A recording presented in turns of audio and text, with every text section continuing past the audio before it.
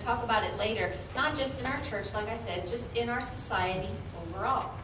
You know, we hope that we definitely never have to deal with this, you know, personally. We never have, you know, you want to be one of the ones that doesn't know one of those 1 out of 4 girls or 1 out of 6, you know, boys.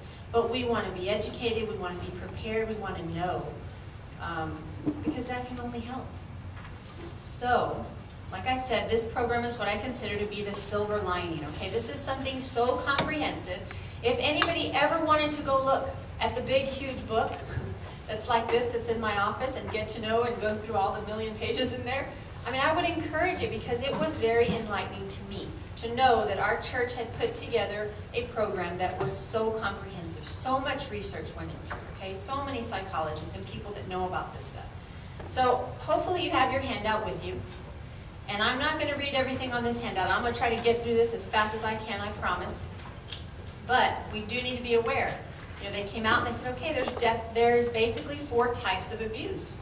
We're not just talking about sexual abuse. We're talking about physical, emotional, sexual, and neglect. Okay? And you say, well, why do I have to know about this? Well, because you never know as a teacher when you are going to be the person that someone picks to do their what they call outcry. Or let's say you happen to notice that this child is being particularly acting a certain way, and we're going to go over those signs and symptoms in a minute. But maybe you start to get a clue, and then someday they do confide in you, because as Sam was saying, you are there, you are sowing the seed, you are helping them find that connection between them and their Creator.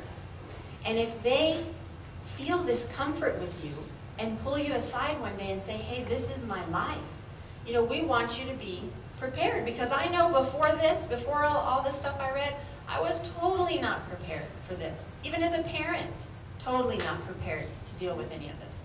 So, I'm not going to read all these A through H's under what is sexual abuse. I'm going to let you do that. But basically know that that's what the definition is, any of those things. Now moving down to recognizing it. You know, sudden or gradual change in a child's behavior. Obviously, this is not just limited to a child. I mean, they could have had, you know, their parents had a fight, or they're getting a divorce, or just whatever. You know, it doesn't have to be this, but this is one of the signs or symptoms you may notice.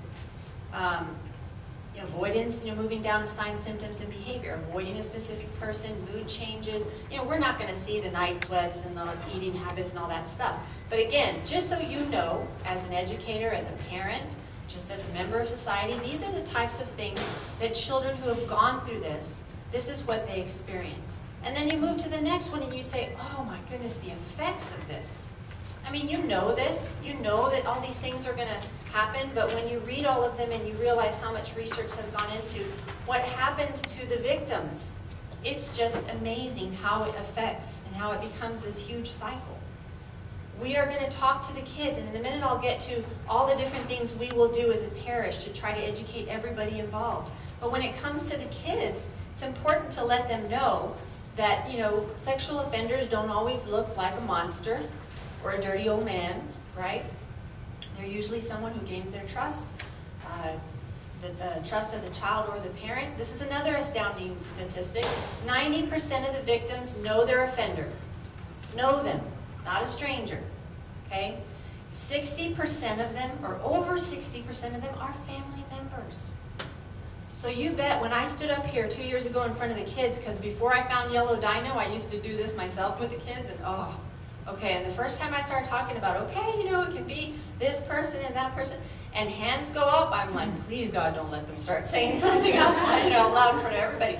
But to know that 90% of the victims know their offenders is an amazing statistics.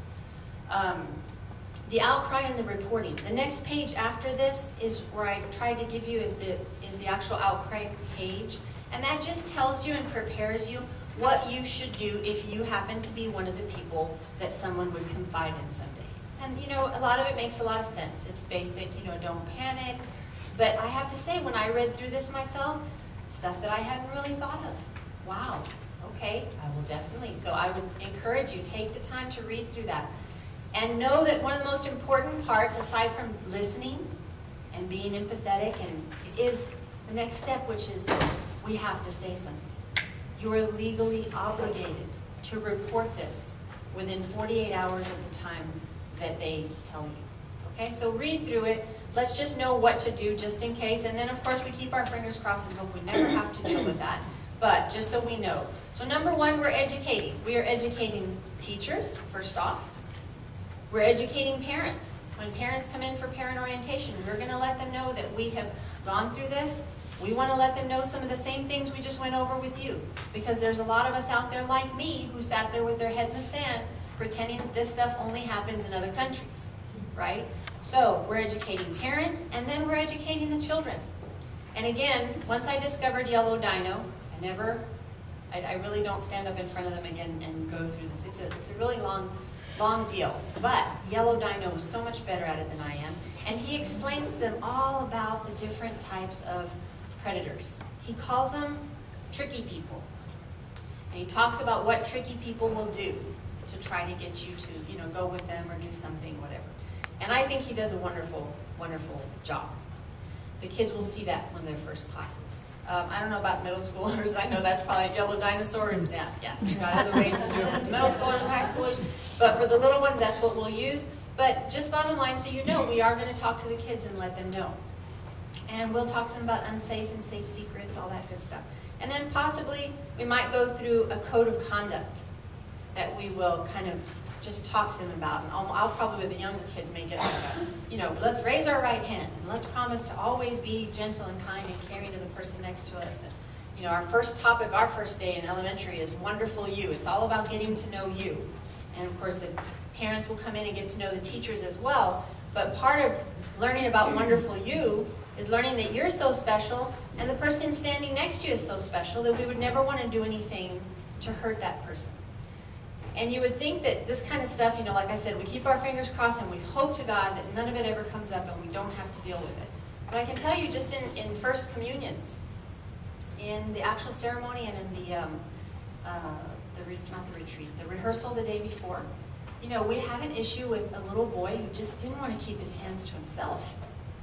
And it was very interesting to watch. I mean, interesting and scary at the same time. And those of you that were around know what I'm talking about. But it's like, oh my gosh, I think after Yellow Dino, I think we need to have some kind of little talk about how we treat others around us. Because it's not just about, ourselves and what happens to us, but it's about being respectful for everyone in our class. Really, practically speaking, as far as keeping our church safe, okay, not just about it's the whole program. Keep our children safe, keep our church safe. That means keep our teachers safe.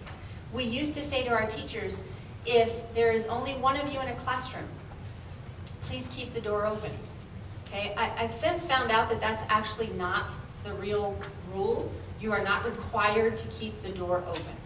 That's totally up to you. If you feel more comfortable doing that, then go right ahead. I'm certainly not going to say, close the door.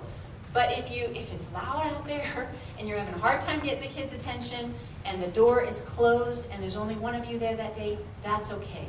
I want you to know that you're not breaking any rules if you do that. Okay? So, does anybody have any questions concerning this whole part of the not fun part? I promise to get to the fun part later.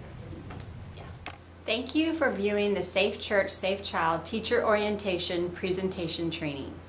There is one detail that I forgot to mention, which is that no child should be escorted by a teacher or an assistant to another part of the church campus alone. Please keep that in mind if a child were to say, oh, my mom said she'd pick me up at the front of the church, or my parents are down at the ball fields. Although we wouldn't want the child to be traveling down there alone, we must also follow these guidelines. And instead, we ask that you notify your coordinator so that we may have that parent called. Or if you find yourself in a situation where you must escort a child to their parent away from their classroom or the building, please make sure to take another teacher or an adult with you. That should complete our safety training. We now ask that you return to the C's website, and on the Faith Formation page, click on the link for the Safe Church, Safe Child Completion of Training document. Print this out, sign it, and return it to Anna Holbrook in the Faith Formation offices. Thank you so much for your time and for being a volunteer here at St. Elizabeth, and God bless.